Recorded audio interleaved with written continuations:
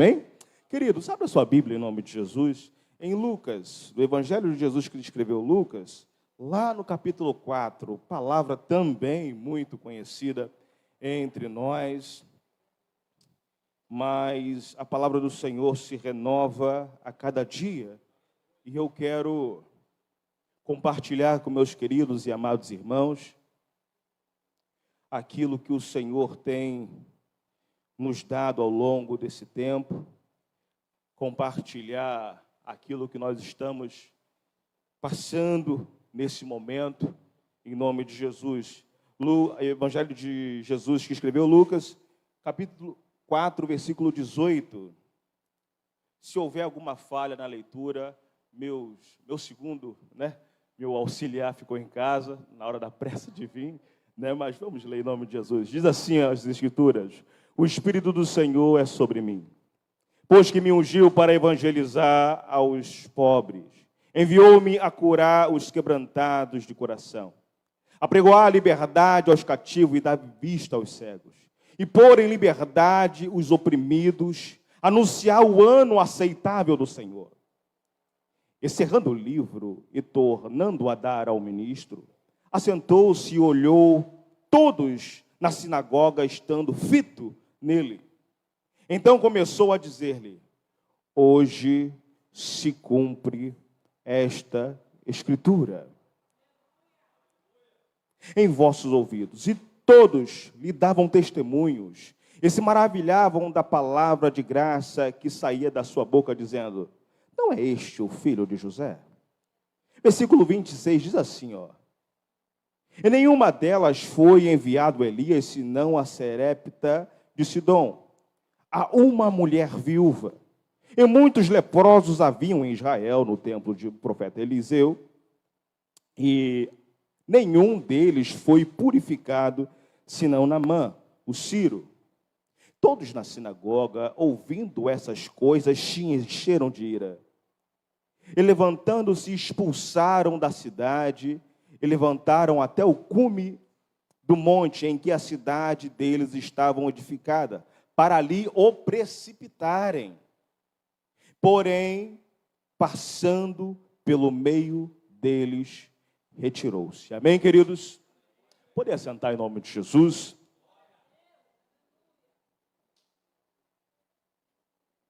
É impossível nós entendermos o que está acontecendo aqui sem antes não olharmos atentamente a forma que esse evangelista chamado Lucas transmite a biografia de Cristo para mim e para você. É incrível porque cada um dos evangelistas, talvez e com certeza é bem do conhecimento dos irmãos, que cada um deles passaram a mensagem de acordo com o público na qual eles escreveram. Como assim, pastor? Mateus, ele escreve de forma categórica para os crentes judeus. Por isso, ele escreve e começa os seus escritos afirmando que Jesus, ele é descendente de Davi e descendente de Abraão. Ou seja, é a certeza que as Escrituras apontavam para o Cristo, logo que Cristo era filho de Davi e filho de Abraão. Marcos, ele escreve para os romanos, e nós entendemos ali que ele está mostrando o poder de Jesus, porque em todo tempo ele está ali revelando os milagres que Jesus fez. Ora, chegando em Lucas, ele não andou com Jesus. Lucas, ele não viu Jesus multiplicar pães e peixes. Lucas, ele se converteu lá em Troas, numa viagem missionária de Paulo. Mas como agora esse homem está escrevendo do meu e do seu Jesus? Como historiador e médico, ele vai escrever para Teófilo. Teófilo era um grego, acreditamos que de uma patente muito grande, e ele vai começar a contar os relatos que se procederam de Jesus. Eu quero que você preste muita atenção, porque eu aprendi o seguinte: texto sem contexto é pretexto para a heresia. Amém ou não amém? Eu aprendi uma coisa, pastor, que todos nós temos uma trajetória e uma história. Quem vê o seu momento agora, não entende a sua história. Quem vê agora o que você está passando, não entende o que aconteceu há semanas, há meses e há alguns anos atrás. Então, logo, para que nós possamos entender o contexto de que Jesus está vivendo aqui, eu peço que você me empreste um pouquinho a sua atenção, que você não vai se arrepender. Eu quero que você entenda que nesse momento, 400 anos, Deus não falava na face da terra. Há 400 anos, Deus não manifestava o seu poder dentro do templo. Há 400 anos, Deus não falava através de profetas. Há 400 anos, o Senhor não descia para poder receber a adoração dos levitas. Há 400 anos, o Senhor não falava. Dentro desse contexto, é que, minuciosamente, esse evangelista agora, ele vai começar a colocar os pormenores no seu lugar. Como assim, pastor? Como Deus voltou a falar. Como Deus colocou a voz dele no cenário do Novo Testamento. E ele começa contando a história de um sacerdote. Eu disse para você que há 400 anos Deus não falava mais dentro do templo. Há 400 anos Deus não falava através de profetas. Agora Deus, ele vai se manifestar de uma forma diferente. A Bíblia fala que Zacarias, ele entra dentro do templo. E quando ele vai oferecer sacrifício, acender o fogo do incenso, de repente aparece um anjo na frente dele. Ele muito atemorizado, ele se espanta, varoa. O anjo olha para ele e fala o seguinte, e eu quero que você entenda que é aqui que Deus vai romper o silêncio com o homem depois de 400 anos. Deus fala o seguinte, depois de um grande tempo de silêncio: Zacarias, não temas, porque Deus ouviu a sua oração. O que me espanta não é Deus ficar calado 400 anos. O que me espanta é ver um senhor já de idade, orando sem cessar, mesmo sabendo que tanto tempo Deus não fala. Eu imagino esse homem dia após dia. A Bíblia fala que ele já era idoso, querido. E a oração dele tinha um endereço. Que endereço era esse? Minha esposa é estéril. Minha esposa é estéril. Imagine agora, tanto e tanto tempo, ele não perde o time, nem o endereço. Anamadassuri omenegai. Ele não perde o endereço da sua oração. Quando Deus rompe o céu, Deus não fala através da música. Deus não fala através de ninguém. Deus fala para ele. Deus envia um anjo para falar com ele. Não temas. Deus ouviu a sua oração. Eu não sei, mas o Espírito Santo me encoraja a dizer algo aqui. Existem pessoas aqui que ainda estão com o endereço marcado, e Deus me mandou aqui para dizer para você, meu querido, minha querida irmã, não pare, não cesse as suas orações. Se o problema é a madre fechada, eu quero que você entenda uma coisa: todas as vezes que Deus quer mudar a realidade de uma cidade, toda vez que Deus quer mudar a realidade de um país, toda vez que Deus quer mudar a realidade do mundo, Deus escolhe um útero falido para valer. Eis aí o meu escolhido. Aleluia. Glória a Deus. Eu não conheço em nenhuma parte da história que quando Deus queria mudar a situação, Deus não tinha escolhido um útero impossível de dar vida. Quando Deus quer fazer uma na grande nação, Ele escolhe Sara. Quando Ele quer continuar a geração e colocar o cetro na mão de Judá, Ele abre a madre de Raquel. Era a esposa de Eucana, né, varão? Deus continua te abençoando. Quando Ele quer colocar um profeta na terra, ainda quando a lâmpada estava quase apagando, Deus visita, aleluia, a Madre Diana, e agora ela gera Samuel, um dos maiores profetas da antiga aliança. Eis aí, querido, eu quero te dizer uma coisa, está demorando a promessa, não está? Deus está gerando, e quando colocar o pé no chão, Deus vai tremer a terra. Santo Deus! Tenha paciência. Eu gosto dessa palavra paciência, porque a paciência não pertence a Deus, a nós, perdão. Deus fala assim o seguinte: porque esperaste a palavra da minha paciência. Então a paciência pertence a quem? Pertence a Ele. Não tem paciência? Peça a Ele. Só que em Romanos capítulo 5, ela fala o seguinte: as tribulações produzem a paciência. Amém ou não amém? Fica difícil de dar glória, não fica? Eu acho que depois dessa, muito crente vai parar de pedir paciência. Quer paciência? Deus vai te dar tribulações, mas fica tranquilo. As tribulações vão produzir para você agora esperança.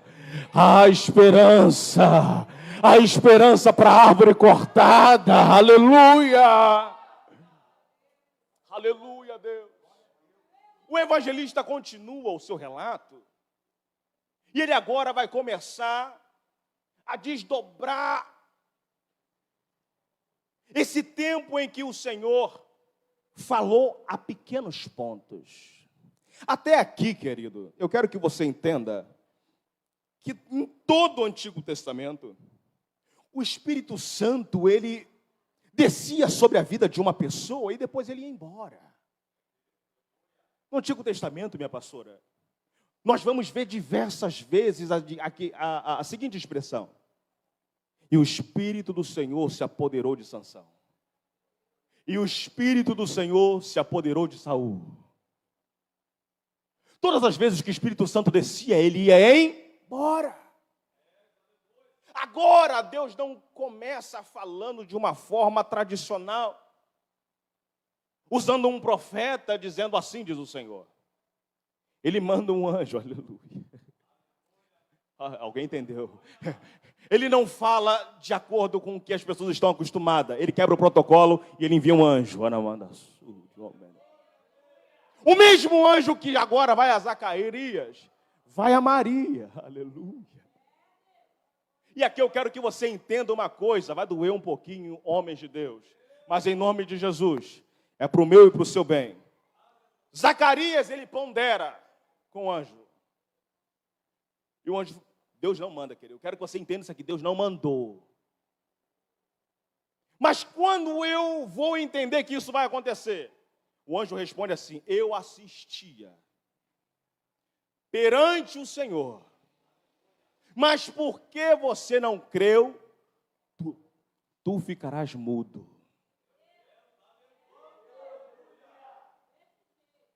Ele só fez uma pergunta, querido. O mesmo anjo agora vai para Maria. Aleluia, louvado seja Deus, Senhor. E agora ele fala com a Maria: Maria, aleluia, descerá sobre ti a virtude do Espírito Santo. Mas ela pergunta: mas eu ainda não conheço homem, eu não sou casada, eu sou virgem. É uma indagação muito semelhante com a do homem. Amém ou não amém? Qual é a diferença entre Zacarias e Maria? A diferença de Zacarias e Maria era que Maria, ela era da linhagem, sim, de Davi. Maria era uma mulher de Deus. Maria, ela foi agraciada pelo Senhor, porém, Maria não era sacerdote. Alguém pegou aqui. Maria era escolhida de Deus, amém ou não amém? Mas Maria não era sacerdote. Em nome de Jesus, sacerdote da casa. Estou falando com você, homem. Quando Deus falar com você, ouça, obedeça, Creia, porque o contrato com Deus não foi com ela, foi com você. A mulher pega o fruto, nada acontece. E o homem come, tudo acaba. Você está entendendo esse negócio aqui, amém ou não amém? Opa! O negócio é com você, varão. A casa está contigo. Ela edifica, você protege. Você está entendendo esse negócio aqui? Agora, por que o anjo coloca Zacarias mudo? Porque se o sacerdote, que é o sacerdote, não acredita, como é que... Alguém está entendendo aqui, não dá? Se o sacerdote não acredita, como é que ela... Para não colocar confusão dentro de casa, fica mudo, meu filho, que é melhor, em nome de Jesus. Ele continua, varão. Ele continua trazendo a voz de Deus mais para perto.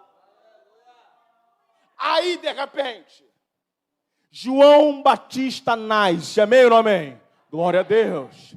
Só que João Batista era de uma linhagem específica. João Batista não era da tribo de Dan. João Batista não era de qualquer tribo, não era da tribo de Judá. João Batista era da tribo de Levi. Então, olha só isso aqui, querido. João Batista era da tribo de Levi. Se ele era da tribo de Levi, ele tem sobre seus lombos a farda sacerdotal. Amém ou não amém? Então ele tinha que ir para onde? Para o templo. Porque no templo, Deus ainda não falava. Havia 400 anos de silêncio de Deus. Deus não falava no templo. Então agora é necessário, na minha e na sua ótica, que se Deus encheu alguém, logo ele vai para o lugar aonde ele tem que ir. Só que o problema todo, varão, é que quando Deus quer quebrar protocolo, Ele quebra a espinha de qualquer um. Sabe por quê? Porque esse homem não coloca estola sacerdotal. Esse homem não coloca no peito as 12 tribos de Judá, as pedras das 12 tribos de Judá. Não! Esse homem agora vai colocar uma roupa de animal no corpo. Esse homem não vai comer parte do sacrifício que era devido a ele no templo. Esse homem vai comer gafanhotos e mel silvestre. O negócio aqui é complicado, por quê? Porque agora, para ele poder fazer aquilo que Deus quer que ele faça, ele vai ter que abrir mão da posição que ele tem por direito. É difícil, querido. É difícil. A herança é sua. Mas quando Deus quer te chamar para algo diferente, não adianta. Tem que abrir mão. Se João Batista vai para o templo, ai, querido, uma coisa inusitada não acontece. O que não acontece? O deserto não estaria cheio. O deserto não estaria cheio. O deserto é um lugar de passagem, amém ou não amém? Todos têm que passar pelo deserto lá no Oriente Médio para chegar em algum lugar. Chegar para nascer em Samaria, tem que passar pelo deserto. Chegar em qualquer outro lugar, tem que passar no deserto. Você acha que só você que passa no deserto, né? Você pensa que só você está no deserto, só você está na prova. Ah, querido, fala com o teu vizinho aí. Se eu não estiver passando, eu já passei. E acredite, vou passar de novo. Santo. O problema não é estar no deserto, querido. O problema não é andar no deserto. O problema é quem está com você no deserto. Por quê? Porque se você pode estar no melhor lugar do mundo, se você estiver com a pessoa errada, vai ser o pior do lugar do mundo. Mas se você estiver no deserto e Deus estiver com você, ai, ai, ai, ai, ai. Ninguém entende. Ninguém entende, querido. Como é que pode, naquela localidade, usando aquela roupa, comendo aquele tipo de comida? Ah, não, como é que pode? Deus escolheu, querido. Deus escolheu. Aleluia. A voz agora é instaurada em um lugar diferente. Aonde? No deserto. A voz de Deus, que outrora estava calada. A voz de Deus, ninguém calou, ele se calou. A voz que outrora ecoava no templo, a glória que agora ecoa no deserto, faz com que as pessoas cheguem lá. Eu esqueci de falar uma coisa, querido. É sobre a presença. Quem crê que a presença de Deus ainda muda situações? A presença de Deus, deixa eu te falar algo aleluia. Não existia nada no mundo. A Bíblia fala que o Espírito de Deus se movia sobre a face das águas. Aonde o Espírito de Deus está, ali existe uma criação. Eu quero que você entenda uma coisa. Se existe um lugar onde Deus gosta de trabalhar, é aonde não tem forma e é vazia. Quando existe muito achismo, quando existe muito eu, Papai do céu até usa, mas até usar, aleluia, passa num estreito, varão de Deus, que só Deus. Quando a esposa de Zacarias, Isabel, quando Isabel, ela recebe Maria na sua casa, o menino tinha 6 meses que não mexia. Eu imagino, com o relato de Êxodo, que os meninos hebreus, quando estavam no ventre da mãe, eles já eram pentecostais desde lá de dentro. Sabe? Porque lá no livro de Êxodo fala que os meninos eram muito fortes. Imagina a preocupação dessa mãe. Deus falou que ia dar um milagre. O milagre está crescendo, mas não se mexe. Alguém entendeu? O milagre Deus prometeu, está sendo gerado, mas não dá notícia de vida. Parece que está crescendo, mas está parado. Como assim? É porque a presença ainda vai chegar. A Bíblia fala que Maria, ela chega na porta e ela sauda Isabel. E a Bíblia fala que só com a saudação que sai da boca de Maria, João Batista começa a mexer. Aleluia. Ai, oh meu Deus do céu. Isabel, aleluia, é cheia do Espírito Santo e começa a profetizar. Depois desse dia, Jesus vai para um lado, João vai para o outro. Depois desse dia, Maria vai para um lado, Isabel vai para outro. Jesus tem que ir para o Egito, querido, para não morrer. Jesus tem que ir para o Egito para não morrer. Mas para que se cumprissem as Escrituras. João nunca mais viu Jesus. Certo dia, João estava batizando. João não tinha visto Jesus. De repente, Jesus aparece. Ele olha Jesus e diz: eis aí. Aleluia. Alguém já entendeu aqui em cima? Eis aí. Mas ele nunca viu. Eis aí o Cordeiro de Deus. Mas ele nunca ouviu a voz dele. Eis aí o Cordeiro de Deus que tira o pecado do mundo. Como ele conhece ele? É a presença. É a presença de Deus. Me segura aqui, papai. Me ajuda. A presença dele é onde chega faz a diferença. A presença dele faz com que você conheça a voz dele. É a presença dele que faz você tomar as decisões que ele quer. É a presença dele. João está agora batizando. Batiza Jesus. A voz de Deus agora está ecoando através da vida de João. Aleluia. João está dizendo: arrependei-vos porque é chegado o reino dos céus. As pessoas estavam sendo batizadas por João. Gente, estava funcionando o negócio. Por quê? Porque a voz de Deus não estava mais no lugar onde costumava estar. Agora está no deserto. A voz de Deus agora estava no deserto. Até que chega um carnudo dos infernos. Vê uma dança. E fala o seguinte: minha filha, peça aquilo que você quiser que eu te darei. Até metade do meu reino. E ela fala o seguinte: eu quero a cabeça de João Batista.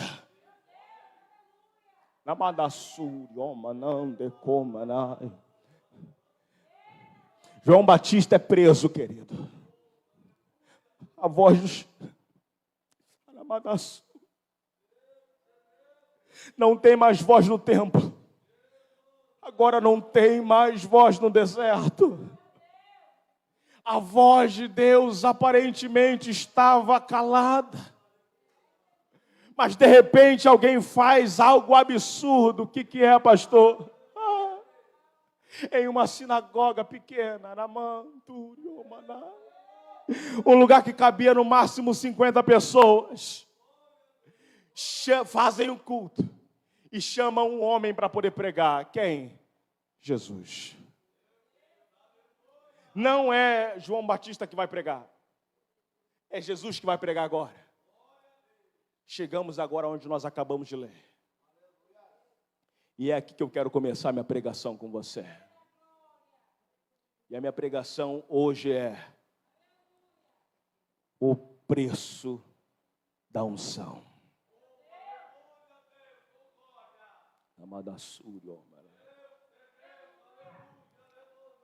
O preço da unção. Jesus, ele vai começar a pregar e ele abre os escritos.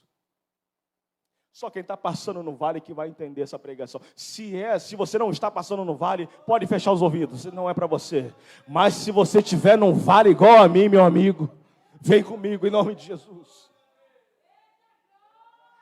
Jesus começa dizendo: o Espírito de Deus está sobre mim. E aqui eu quero pontear alguma coisa com você. Ele falou que o Espírito de Deus estava sobre ele e ungiu. Unção, quando nós falamos de ungir, de unção, no Antigo Testamento, para ungir alguém ou algo, era necessário ferramentas. Que ferramentas era essa, pastor? Uma, que eu vou dizer agora, não vou entrar nesse mérito agora. Azeite e chifre de azeite. Não vou entrar nesse mérito agora. Outro dia, varão. Amém? Mas, de um outro lado, havia outra ferramenta para unção. Vaso e 3 especiarias de óleo. No Antigo Testamento você vai ver, sabe, muito esse tipo de unção, azeite e óleo. Azeite e óleo, cada um servia para um fim específico. Mas quando o negócio era adoração, o negócio era óleo. Tem gente já lembrando do salmo lá. É como óleo que desce da barra. É isso aí, varão, é isso aí. Vem comigo. Quando o negócio era adoração, era óleo. E para fazer o óleo de adoração era necessário 3 tipos básicos de especiarias: a ônica, a astaroque e o gálbano. Cada uma dessas especiarias exalava um cheiro único e singular, tão único, varão de Deus, que Deus falou que seria proibido eles fazerem para si mesmo, porque era santo. Ébano, ônica e gálbano. Engraçado que, astaroque. O astaroque, ele era uma planta que retirava de dentro da água. Alguém entendeu? Era uma planta que era retirada de dentro da água. Então essa planta, quando chegava na mão do perfumista, ela não precisava ser tão trabalhada para o homem de Deus. Qual é o nome dele? Pastor Leandro, é Pastor Leandro? Pastor Leandro, essa especiaria, quando chegava na mão do perfumista, ela não precisava ser tanto trabalhada. Por quê? Porque ela estava imersa na água, então não tinha tanto trabalho com ela.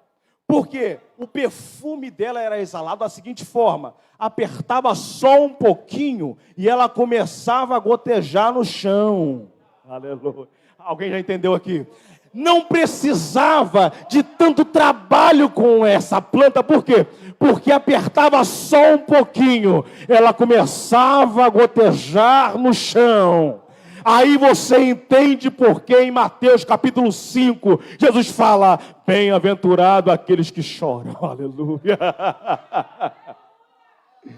Era só apertar um pouco, o bom perfume já subia. O problema, aleluia, o problema estava na ônica. Por quê? A ônica era difícil de pegar essa planta, porque ela ficava muito funda. Ela ficava dentro de um abismo. E para resgatar a ônica, para poder adorar, tinha que ir na profundeza. Namadassuri, homem, negai. Tem ônica aqui dentro. Tem ônica aqui dentro. Tem ônica aqui dentro. Deus teve que ir lá dentro, varão, resgatar, limpar, para depois fazer o quê? Colocar fogo.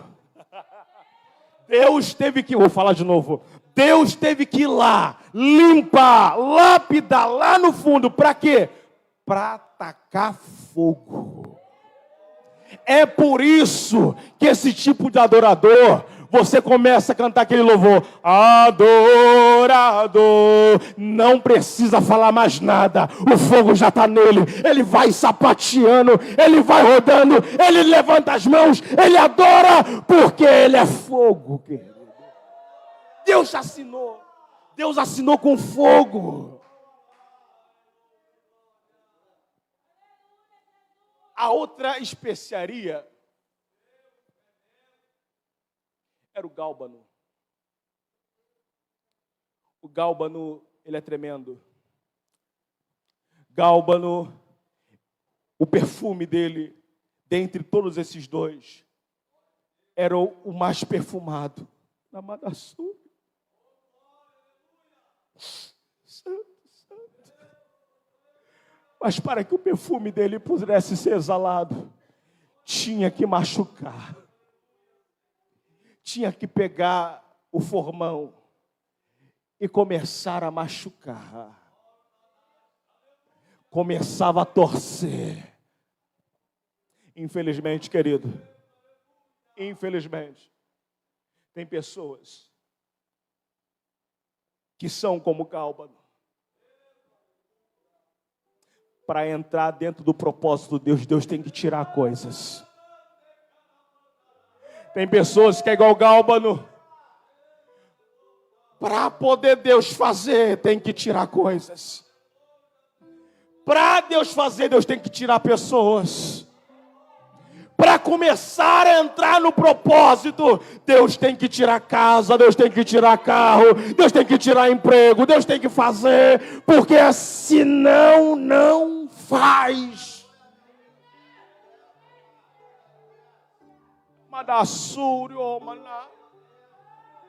Mas que Deus ruim é esse? Não, querido. Ele prefere te ver irritado do que te ver perder você. Ele prefere ver você chateado com ele do que perder você.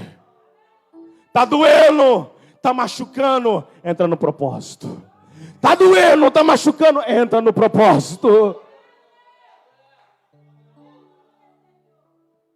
Jesus fala: o Espírito Santo está sobre mim e me ungiu. Não existe unção sem preço, querido. Não existe unção sem preço. Existe alguém aqui dentro que está orando para que Deus abrisse uma porta. E assim diz o Senhor na sua vida: vá para dentro do seu quarto e vai pagar preço. Tu não está preparado ainda, rapaz. Em nome de Jesus. Tem pessoas, infelizmente, que é só perdendo.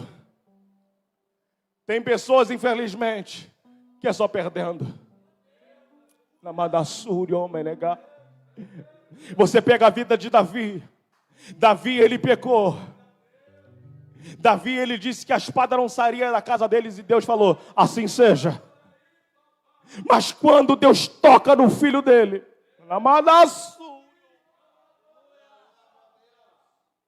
ele deita, ele jejua, ele coloca pano de saco, ele faz, acontece para que o Senhor possa de repente curar o menino. O menino morre e nada dá jeito.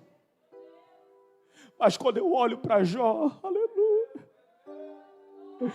Jó não sabia o que estava acontecendo. Ele perdeu casa, perdeu gado, perdeu filho, perdeu saúde, perdeu tudo. Mas quando perguntaram para ele, Jó, e agora? Ele diz, eu sei que o meu Redentor vive e por fim se levantará. Mas Jó, seus filhos morreram, Deus me deu, Deus tomou, bendito seja o nome do Senhor. Aleluia. Querido, em nome de Jesus, o mesmo Deus que restituiu a vida de Jó, vai restituir a sua vida. Porque Deus foi tentado sem causa por ele. Mas se você pisou na bola como Davi, aguenta as pontas. Se pisou na bola como Davi, em nome de Jesus, vai passar. Enquanto não passa, aguenta. Enquanto não passa, alegrei-me quando me disseram, vamos à casa do Senhor. Enquanto não passa, Salmo capítulo 51, eu pequei, aleluia. Enquanto não passa, bem-aventurado é quem? Eu, você, que não andamos segundo o curso miserável desse mundo, mas esperamos no Senhor plantados, aleluia, e no tempo certo Ele vai frutificar. O Espírito de Deus está sobre mim e me ungiu. Segunda coisa, o primeiro preço é pagar preço. O segundo, pastor, o segundo preço é a humildade de Jesus, que às vezes não dá para entender. Quem está falando é Deus aqui, querido. Deus está falando aqui, ó. O Espírito Santo de Deus me ungiu. O que está acontecendo aqui? O que está acontecendo aqui, pastor Fabrício? O que está acontecendo aqui, Paulo explica em Filipenses capítulo 2. Para que em vós haja o mesmo sentimento que houve em Cristo Jesus. Mesmo sendo Deus, não teve por usurpação ser igual a Deus. Antes aniquilou-se a si mesmo, até a figura de servo. Pastor, o que você está querendo dizer? Humildade. Pastor, o que é humildade? Humildade é você ter muito e viver como se não tivesse nada. Humildade é, eu poderia até humilhar, mas não humilho porque sou filho de Deus. Humildade é, eu tenho para poder mostrar que tenho, mas eu não a mostro porque eu tenho, porque tudo que eu tenho não pertence a mim, pertence ao Senhor. Como é que um pregador diz que é pregador da palavra e não tem humildade? Como é que o levita diz que é adorador? Meu Deus do céu. Como é que um empresário pode dizer que foi Deus que deu a ele a empresa? Se todo mundo que ele vê, ele atropela como se não tivesse amanhã. Quem é unção, querido?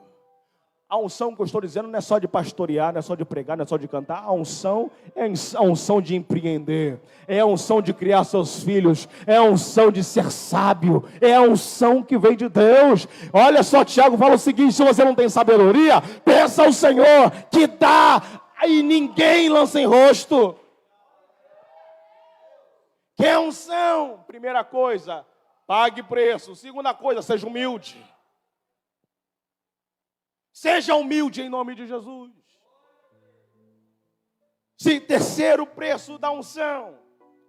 Nós lemos aqui que quando Jesus fechou o livro e disse, essa profecia se cumpre hoje. Ai, ai, ai. O problema não é a profecia. O problema é quem recebe a profecia. Ele começa agora dizendo o seguinte, começa agora a julgar o profeta. Vem cá, esse aqui não é filho de José? Ele lá não é filho de Maria? Ele não é o carpinteiro? Como é que ele está falando que o Espírito de Deus está sobre ele? Eles começam agora a indagar Jesus de quem é esse camarada para dizer que ele é alguma coisa se ouvir ele nascer. Quem é esse camarada para dizer aqui que ele é alguma coisa, que Deus ungiu ele alguma coisa, que ele faz alguma coisa? Se eu conheço mãe, conheço pai, conheço tio, conheço avó, eu conheço a família toda, ele não é ninguém. Jesus agora fala o seguinte, o que vocês estão fazendo aqui, eu tive que fazer lá no passado. Sabe por quê? Lembra do meu servo Eliseu? Vocês rejeitaram. Seca aconteceu e eu tive que levar ele para fora, para poder sustentar uma viúva. Lembra de Eliseu? Eliseu, meu servo, lembra? Tinha muitos leprosos em Israel. Mas eu curei um Ciro. Eu curei um estrangeiro através da mão dele. Pastor, eu não estou entendendo. Que preço é esse? O preço da rejeição, meu camarada. Não existe sucesso em Deus sem que antes você tenha sido rejeitado. Davi só era Davi porque foi rejeitado pelos seus irmãos. Samuel só era Samuel porque Samuel, durante um tempo, foi rejeitado pelo povo por causa dos pecados dos filhos de Eli. Josué, foi rejeitado durante um tempo. Mas quando Deus começa, eu já estou aqui adiantando o negócio já. Então vamos lá. Ele foi rejeitado, mas quando Deus fala no ouvido dele, hoje, ninguém pegou. Ele estava sendo rejeitado por todos, mas Deus fala no ouvido de José, hoje, eu começo a te fazer grande no meio de Israel. Diga ao povo que marche. Os levitas vão na frente. Ninguém está entendendo nada. Os levitas não tinham fé suficiente. Vão morrer afogado. De repente eles dão o primeiro passo e a água recua. Dá o segundo passo, a água recua. Dá o terceiro passo, a água recua. Quando eles olham para trás, não dá mais para ver de onde eles saíram. Porque o mar está se abrindo e o povo glorificando. O mar se abrindo e o povo glorificando. Não há ninguém que tenha sido rejeitado durante um tempo. Não há ninguém que aprendeu com Jeová lá no anonimato, e quando chega a hora, Deus vai fazer acontecer. Deus vai fazer, meu amigo. Eu sei que é uma palavra difícil, que ninguém quer pagar preço, mas eu estou terminando agora em nome de Jesus. Quando Jesus fala isso, o povo quer matar Jesus. E é aqui que eu quero que você entenda um milagre escondido aqui dentro. Por quê? Porque todos eles agora começam a empurrar Jesus para um precipício. Bom, nós todos somos brasileiros, nós vimos aquele episódio terrível, tétrico, de uma moça que foi confundida com uma pessoa que fazia magia negra com crianças. E todas aquelas pessoas se amontoaram ao redor dela e, infelizmente, aconteceu uma fatalidade horrível. Por quê? Porque eles tiraram a vida de um inocente. E segundo, porque todos eles quiseram fazer justiça com as suas próprias mãos.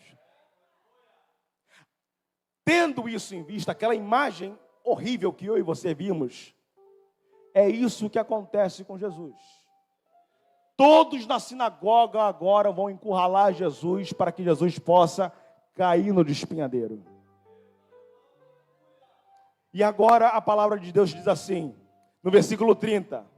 E porém, passando pelo meio deles, retirou-se. Como é que Jesus passou no meio deles? Quando eu e você lemos essa passagem, nós entendemos que Jesus tem alguém aqui, ele vem para cá, ele passa por aqui, ele passa assim, passa e vai do outro lado. O problema todo é que quando as portas estavam fechadas no cenáculo, não é assim que Jesus faz. Todos estavam trancados dentro daquela casa, e Jesus, ele ultrapassa a parede e diz: Pai seja convosco. Eu falei: Senhor, será que foi isso que aconteceu? Então eu fui dar uma olhadinha, o que essa palavra aqui, no meio deles, no grego. E no grego essa palavra era meso. E meso é uma palavra muito usada na anatomia para poder falar de um lugar chamado o ligamento peritoneal entre a parede abdominal e as suas vísceras. Ou seja, se o que Jesus fez foi literalmente atravessar todos eles, por dentro deles, qual é o próximo passo para que nós possamos ter uma vida em retidão perante a Deus? Se Jesus ultrapassou todos eles, qual é o preço que se paga pela unção? Coisas extraordinárias vão acontecer. Alguém entendeu aqui? Qual é o preço da unção? Meu irmão, depois que você está aprovado por Deus, eu quero dizer uma coisa para você: esteja pronto para viver um extraordinário de Deus. Sabe por quê? Tudo que você vai apontar na sua vida, você dizer: é milagre de Deus, é milagre de Deus, é milagre de Deus, é milagre, é providência, é milagre, é providência, é milagre. Porque não vai bastar você dobrar o seu joelho perante a Ele, para que Ele se coloque de pé perante você e lhe fazer aquilo que você pede. Vale a pena, querido. Para terminar, eu digo para você uma coisa.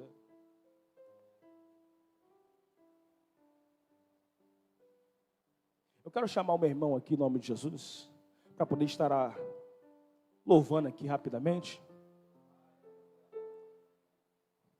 Existe algo em nossas vidas, plantado pelo Senhor Jesus, que se chama sonho. Sonho, muito mais do que algo que acontece de forma esporádica em nossas vidas, é uma forma de Deus compartilhar com você os planos dele na sua vida. Existem pessoas aqui com sonhos que estão frustrados. Existem pessoas aqui que precisam de uma providência do Senhor. Eu quero chamar você aqui à frente em nome de Jesus. Enquanto o varão vai orando, eu peço em nome de Jesus que, pastora, você pode ajudar a orar? Enquanto nós estaremos orando em posição de mãos, a senhora pode orar em nome de Jesus? Eu quero orar pela sua vida em nome de Jesus. Em nome de Jesus. Em nome de Jesus. É apenas os sonhos desse lado de cá em nome de Jesus. Se concentre nessa parte direita aqui, as pessoas dos sonhos aqui em nome de Jesus.